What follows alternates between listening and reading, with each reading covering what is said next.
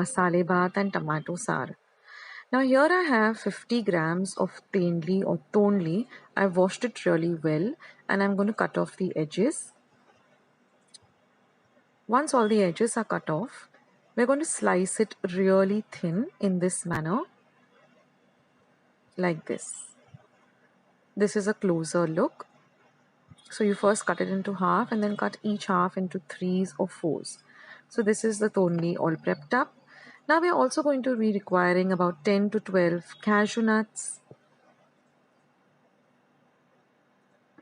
This is 2 teaspoons of goda masala or kala masala, 5 to 7 fresh curry leaves, 1 teaspoon each of sugar and 1 teaspoon of jaggery or gur, 1/4 teaspoon of mustard seeds or mohori or rai, and 1/4 teaspoon of turmeric powder or haldi powder. Now here I've taken half a cup of basmati rice, washed it really well and soaked it in 1 cup of water for about 10 minutes. Now we are also going to be requiring 2 teaspoons of cumin seeds or jeera, 2 teaspoons of coriander seeds or dhania, 4 dried red chilies, half an inch of cinnamon or dalchini, 5 cloves and 5 peppercorns, that is miri as well as lavang. Now what we're going to do is we're going to dry roast all of these dry spices for at least a whole minute till you get the lovely aroma, and once they come to room temperature you're going to grind them in a mixer to a very coarse powder. Then we're going to add half a cup of fresh coriander leaves and again grind this, and you get this beautiful masala or mixture. So set that aside. Now here I've drained the water from the rice and I've also kept 2 cups of water to boil. Now heat a pan and add 2 teaspoons of oil. Once the oil is nice and hot, you're going to add the mustard seeds. Let them splutter or pop. Once they begin to splutter, you're going to add the haldi powder. Then we're going to add the tonli or the tendli and really fry it for at least a whole minute. Fry it really well in this flavored oil.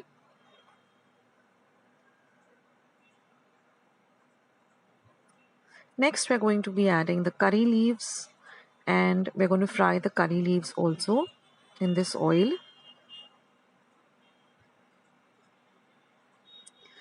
Next, we're going to add the cashew nuts and fry the cashew nuts in the oil as well. Now I've drained all the water from the rice like I showed you. So now I'm going to add this basmati rice. It's best to use basmati rice for masale bhat. It just, elevates it to another level and it tastes really good with basmati rice. And now fry the rice also for at least half a minute in this oil. This is also very important. Fry it really, really well. And now the water, as you can see, is started to boil.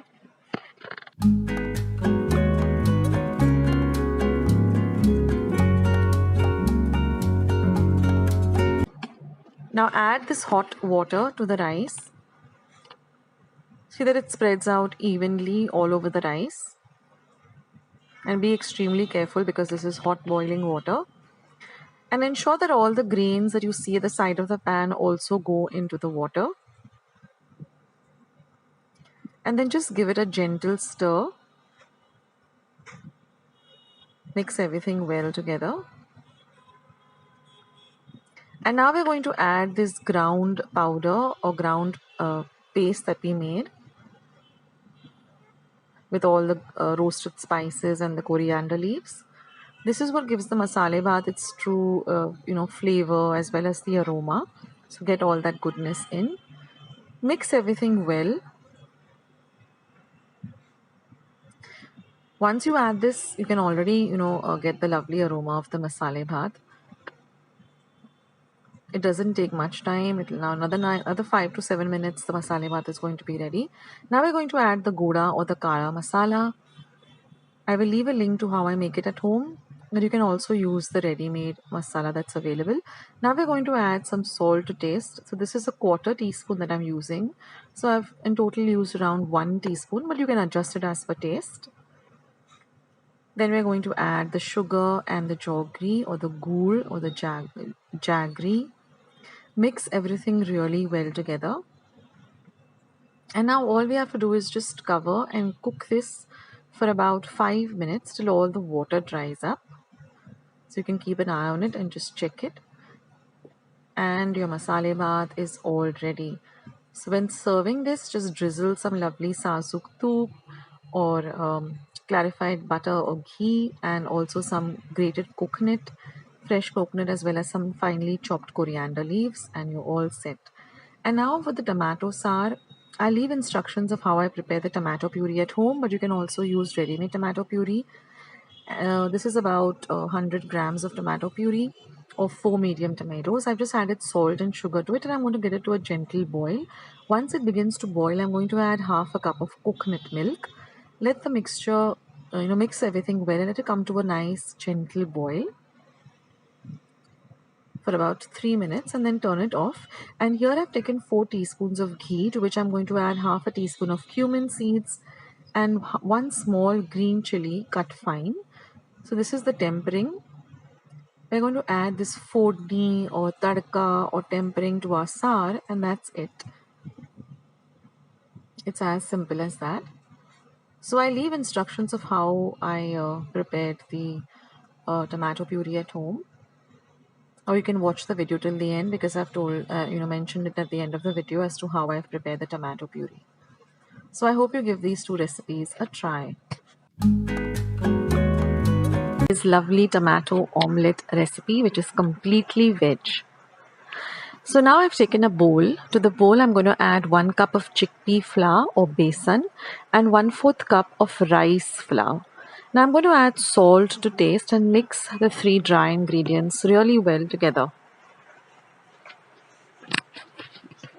Next, I'm going to be adding about 2 tablespoons of dahi. I will leave a link to how I make the dahi at home. You can also use ready-made dahi. Now I'm going to add about 1/4 cup of water and just whisk it all well together. Now I'm going to add about 2 more tablespoons and again whisk it.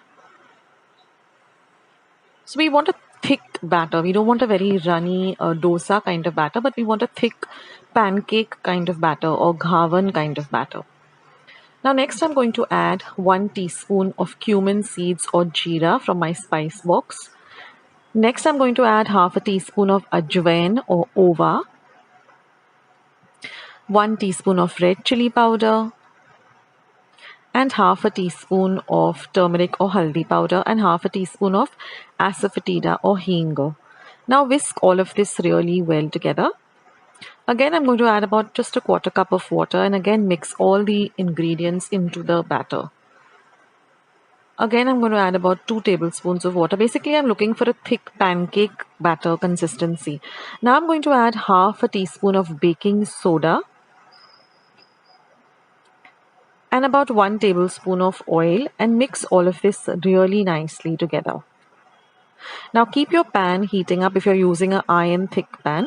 And now I'm going to add 1 green chili that I've cut fine, 1 small onion that I've chopped fine. And since this is a tomato omelette, so I'm going to add 2 medium-sized tomatoes which I've chopped fine. I'm going to add also a 1/4 cup of fresh coriander that I've chopped, and now mix everything well. Now if you're using a non-stick pan, you can heat it up just about 2 minutes before you start. But if you're using a heavy iron pan like the one I'm using, my dosa pan basically, I'm going to add about 2 tablespoons of the batter, and I'm going to spread it out, not very thin, not very thick, just like a pancake or a ghavan.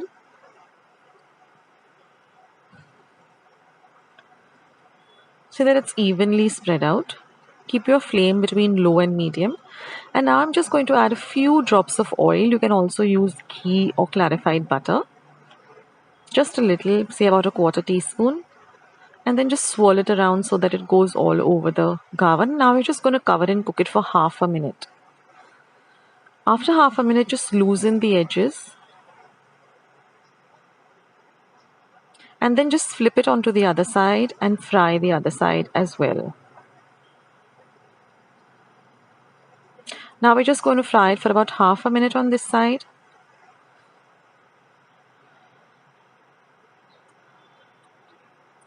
And then I'm just going to pour a few drops of ghee and then flip it over. That's completely optional.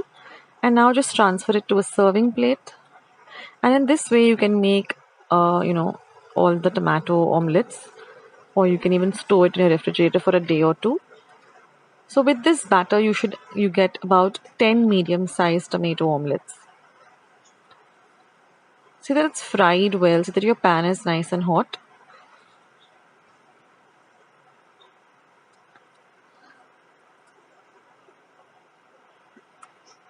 And cover and cook it just for about half a minute. And you'll see that the edges become golden brown in color. That's the time you loosen it, flip it over. Just fry it for a little while on the other side too.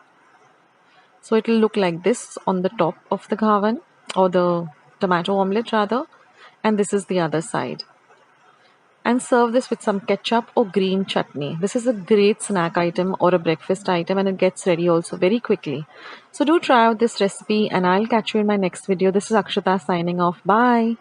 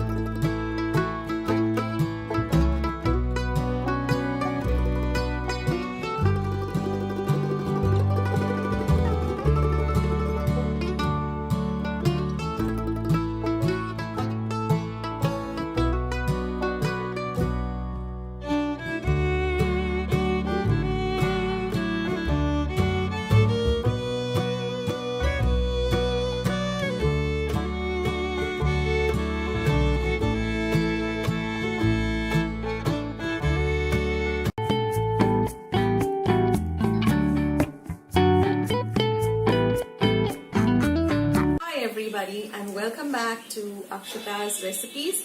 Thank you so much for joining me today. So today I'm going to be sharing with you a tomato pickle recipe. Now I don't know how many of you have tried out tomato pickle. I do have a tomato chutney. Most of us make tomato chutney or tomato bhaji. So I have a recipe for that, but this is a different recipe. This is a tomato pickle recipe, and let's just jump straight ahead into today's recipe of tomato pickle.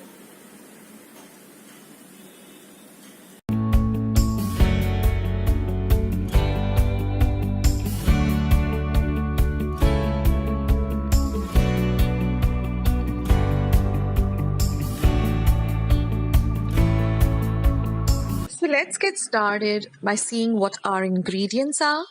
So here I have about 250 grams of 5 large tomatoes cut into small cubes. This is half a cup of ginger garlic paste. This is 2 tablespoons of udid dal, 4 tablespoons of Kashmiri red chili powder, 2 tablespoons of tamarind paste, quarter teaspoon of mustard seeds, quarter teaspoon of turmeric powder, quarter teaspoon of asafoetida or hing, 1 tablespoon of gur, and some salt to taste. Now here I've heated about 4 to 5 tablespoons of oil. Once your oil is heated up, you're going to add your mustard seeds, your asafoetida, as well as your haldi powder. Now once this is done, we're going to add the udid dal and we're going to add our ginger garlic paste. We have to fry this paste really well. So once you get the aroma of the ginger and the garlic, you know that it's fried very well. And now we're just going to add up our chopped up tomatoes. We don't want them very small, cubed very small, just medium sized cubes. We're going to give all of this a nice good mix. And then we're going to cover and cook this till it becomes nice and soft and the tomatoes are nice and soft and mushy. We have to keep stirring in between so that it doesn't get burnt at the bottom. So this should take you about 5 to 7 minutes for the tomatoes to actually get nicely cooked. Now once the tomatoes have completely cooked, we're just going to give it one more mix. And now we're going to add in our salt to taste. Give that a good mix once you've added the salt. Next, we're going to add the jaggery or the gur, and you can give it, add as per your taste. Next, we're going to add the Kashmiri red chili powder for the nice color. And again, we're going to cook it for just about a minute. Once that is done, we're going to turn off the heat and we're going to add the tamarind pulp or the tamarind juice. Now, all I've done is just taken about 1 tablespoon of tamarind and soaked it in some hot water for about half an hour. Now, once our pickle is completely cooled, we're going to transfer it to a clean, dry glass jar and store it in a nice dark place. And this pickle can be had instantly. You don't have to wait for this pickle like other pickles, You can just have it immediately. It tastes simply delicious and you're going to love it. Stick around to hear the important points that I have to share while making this pickle.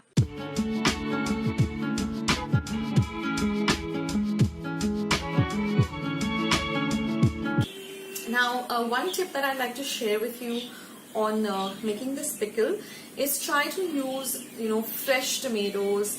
Don't use tomatoes which have gone a little bit overripe. You need real nice taut tomatoes, nice and red and firm. And nowadays also you get these beautiful tomatoes with the little green leaf still retained on the top. I love those type of tomatoes. So if you can get your hands on those, they have a lovely flavor.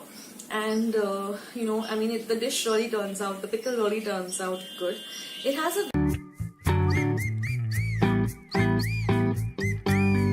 very long shelf life. It lasts for almost a month or 2 if preserved well.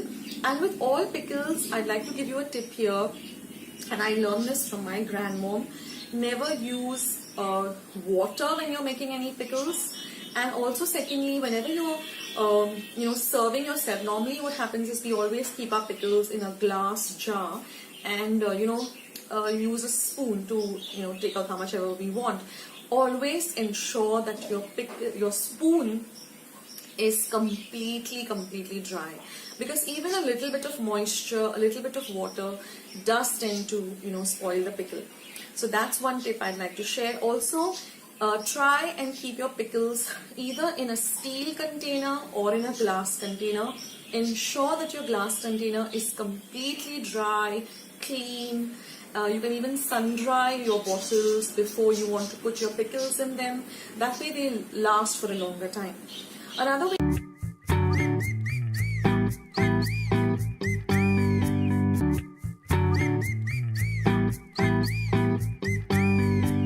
Another way to store pickles and ensure that they have a longer shelf life is to store them in a nice dark place. So somewhere behind in your kitchen cabinet, in a nice dark place. That way they remain, longer. And also, Let's see today's lovely, delicious tomato koshimbir recipe. And I'm also going to show you how I make my roasted peanut powder at home. So let's start with the tomato koshimbir. Now here I've taken 2 large tomatoes and I've chopped them really fine. I'm going to add this to a mixing bowl. I'm going to add 1 medium-sized onion chopped fine. Now mix the two really well together. Now I'm going to add about half a cup of roasted peanut powder. You can add as per your taste. And this peanut powder also is very easy to prepare. Next, I'm going to add some salt to taste. And I'm going to add about half a teaspoon of sugar. You can add the sugar and salt as per taste. Now mix everything really well together. Now I'm going to give a small tadka or a fodni. So I've taken half a tablespoon of oil, heated it up in a small pan or a cuddler, and I'm going to add half a teaspoon each of mustard seeds, cumin seeds, asafoetida and turmeric powder.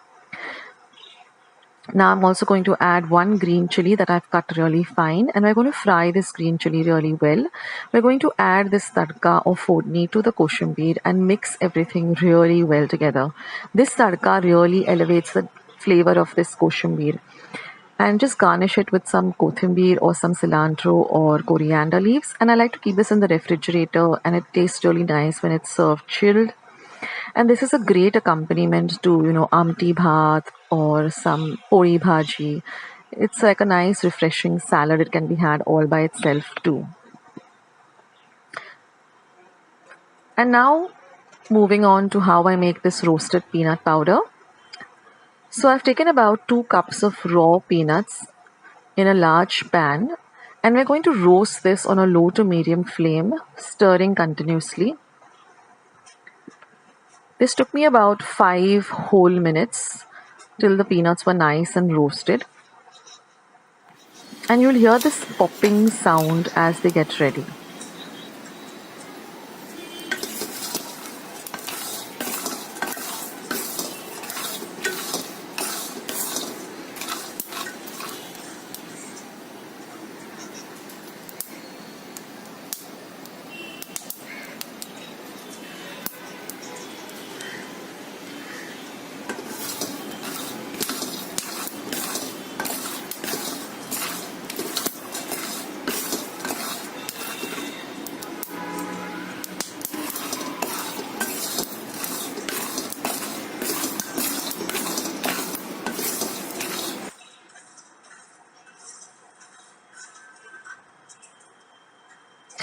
And also the color of the peel will change to a darker brown color with black spots on it, so you know that it's ready.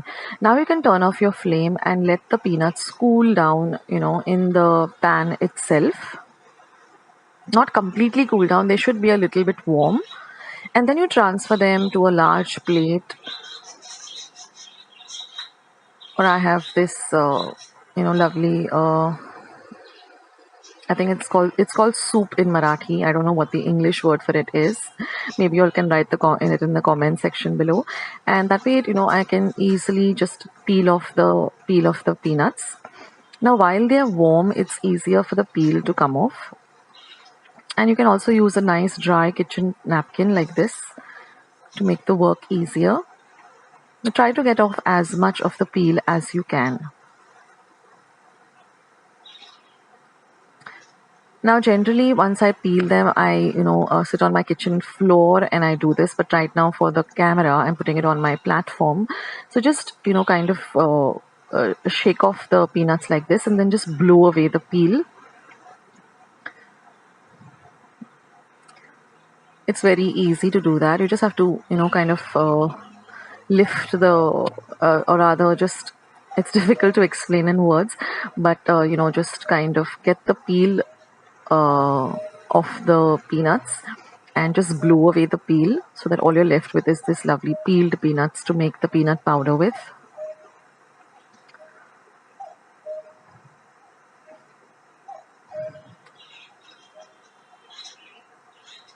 And these peanuts, you can if you don't want to use them in a peanut powder, you can just keep them as a snack, as roasted peanuts. They taste delicious and they're pretty healthy too. So you can do this on your kitchen window, or you can just sit on the floor. That's what I generally do, and then sweep off all the peel. But try to get off all of the peel, or as much as the peel that you can. And I like to make about 2 cups, 1.5 cup of this peanut powder, and keep it handy. You can use this for kanda batata rasa. You can use it for sabudana khichdi, sabudana vadas. You can use it to make tirgur. So it has a lot of uses in the kitchen. And I'll link all the recipes that I've used my peanut powder in the description box below. And now once we finished with getting off all the peel, generally I sweep it off the floor, but right now I'm just taking it all off my kitchen platform. And then we're just going to blitz it. You don't want to grind it, you want to blitz it. So you just blitz, stop. And you want a little bit of the peanuts also to be there. You don't want a completely smooth powder. So a little bit of the peanuts, pieces of peanuts, and you're all set to go. And your peanut powder is all ready. So do try out these 2 recipes and let me know how you liked it in the comment section below. Thanks for watching.